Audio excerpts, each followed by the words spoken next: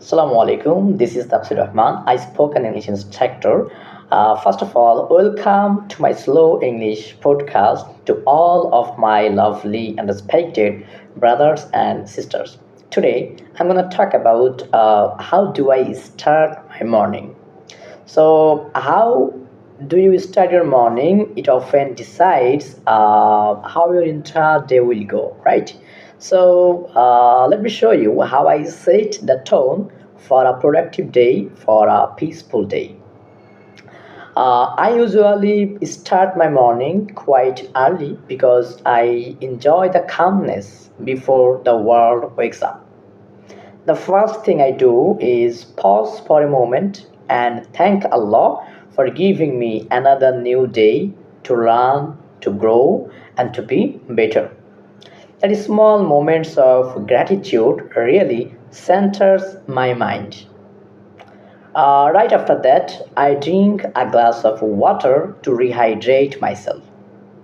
It helps me feel refreshed and makes me a little bit more awake.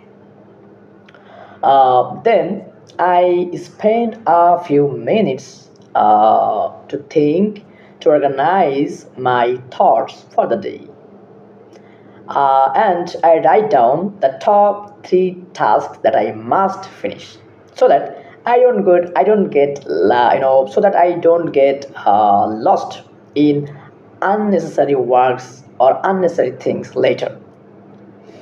That small habit, helps me to be focused, and it makes my day more meaningful.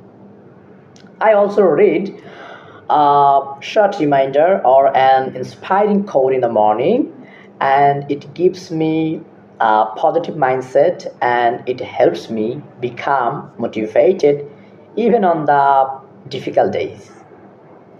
So eventually, before start working, I love to clean the desk and I love to arrange my workspace.